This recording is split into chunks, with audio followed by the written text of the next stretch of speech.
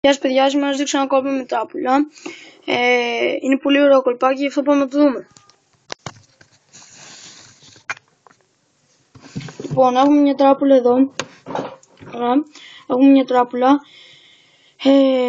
και θα ζητήσουμε το θεατή να πει κάπου stop. Π.χ. λέει εδώ. Τώρα θα δει το φίλο του, στην προκειμένη περίπτωση είναι το 8 κούπα. Να το πάρει, να ρίξει το πακετάκι κάτω, να το ρίξει και το φίλο του και η τράπουλα που μας περισσεύει να βγει από πάνω. Τώρα, γιατί δεν μπορώ να κάνω spread, γιατί είναι λίγα εδώ το ταμπλό, θα κάνω ένα sun spread. Θα το κάνω και λίγο έτσι. Ωραία.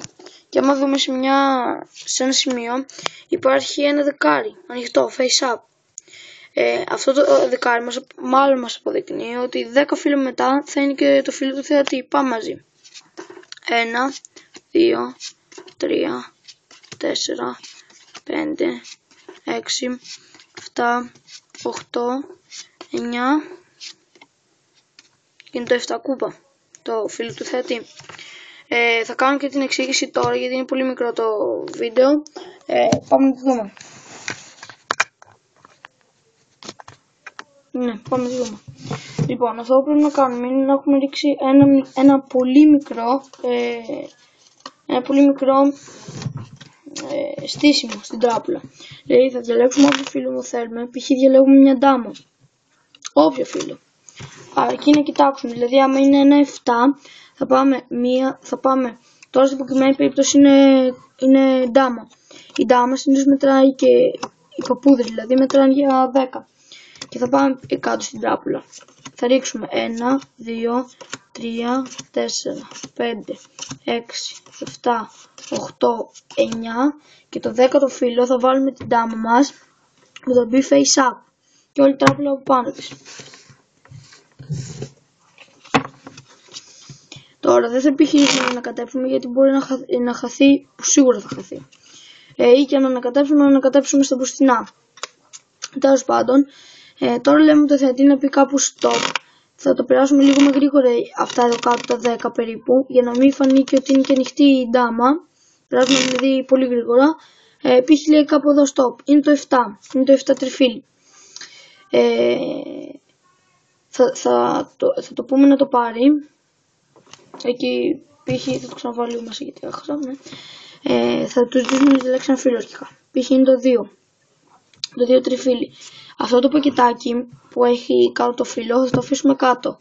Από πάνω το φύλλο και από πάνω που έχουμε τη μικρή στημένη παγιδούλα μας εδώ, έτσι από πάνω. Τώρα, εμείς άμα κάνουμε ένα spread,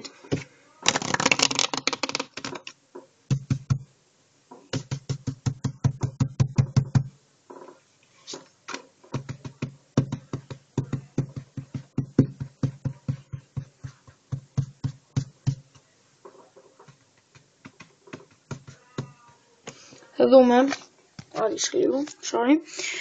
δούμε ότι σε μια πλευρά υπάρχει, σε ένα σημείο υπάρχει ντάμα που έχουμε ανοίξει. Τώρα θα μετρήσουμε από το αριστερό μας χέρι, θα μετρήσουμε 1, θα το πούμε ότι η ντάμα μετράει για 10, 2, 3, 4, 5, 6, 7, 8, 9 και το φύλλο του θεατή. Το κόλπο λειτουργεί πάντα, αν και να έχετε στήσει αυτή την παγίδα και να μην επιχειρήσετε ποτέ να ανακατέψετε ή άμα σας πει ο θεατής, ας πούμε, π.χ. δώσουμε να ανακατέψετε την τράπουλα, πείτε του, δεν πειράζει μωρέ τώρα, ας το κάνουμε λίγο γρήγορα, κάντε ό,τι βιάζετε τέλος πάντων. Αυτό είναι το κόλπο, ελπίζω να σας άρεσε. Άμα σας άρεσε κάντε like, subscribe. Γεια σας.